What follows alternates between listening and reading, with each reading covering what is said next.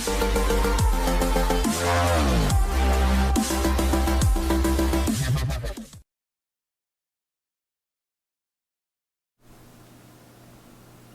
afternoon, Con here with Techout, and today we're going to be doing a review of the Microsoft Surface Duo 2.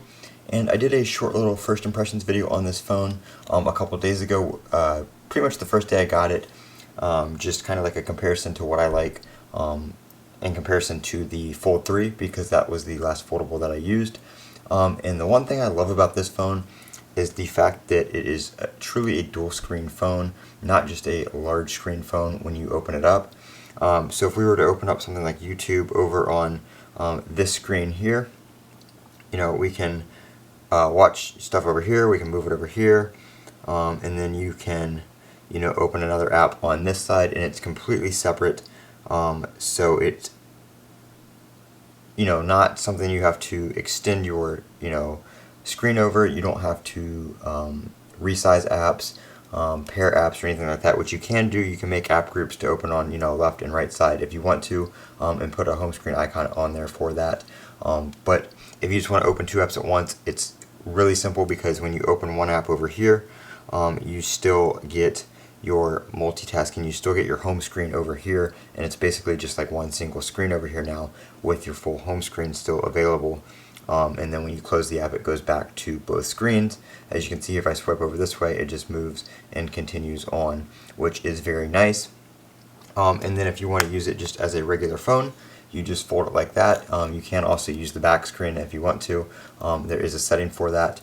You can either double tap on the other display to have it switch over, or you can have it stay on the screen. Like if I have it like this, it will stay on the screen, or if I have it like this, it will just go to the right side. The right side is the default, because that's going to keep everything over here, such as your volume and your power. So that is the default orientation for the single screen mode, or phone mode as they call it. And this is how you would talk on the phone, because your earpiece speaker is right up here, as well as your front facing camera. So if you want to talk on the phone, you just fold it like that, and then you can put it up to your ear. I do have a screen protector on both screens, just a plastic one, and the only issue I've had with that is when it's closed like this and in your pocket, it does tend to get stuck, kind of like stuck together. That's just something with the screen protector that doesn't happen with the phone itself.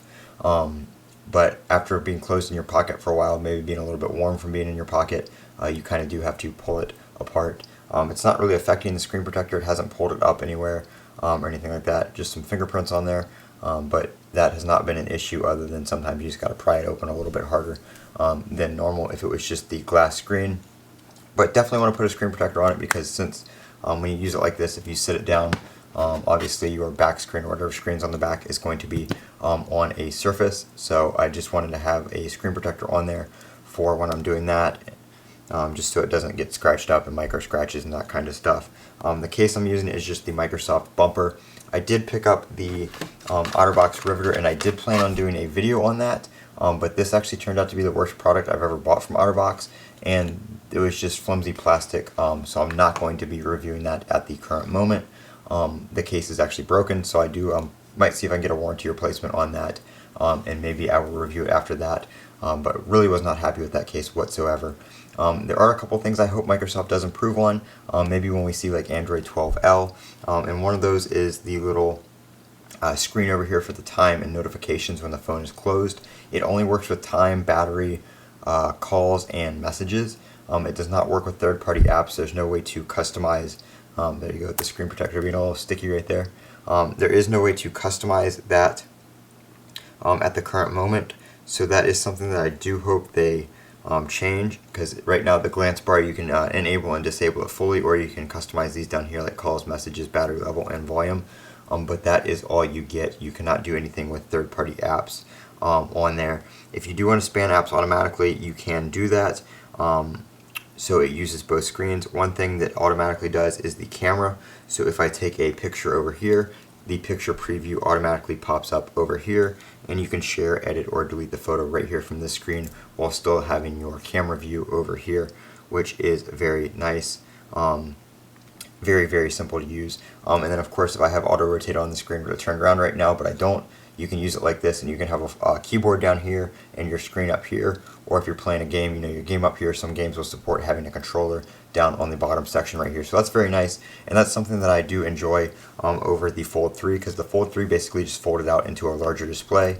And if you wanted to run a side-by-side app, it was just more steps and more of a hassle to get that second app open and adjusted and all that kind of stuff. Whereas this, you open an app over here, everything slides over, so you still have access to your full home screen, and then you can also just open an app over here, and you're running 2 apps at once, no issue whatsoever.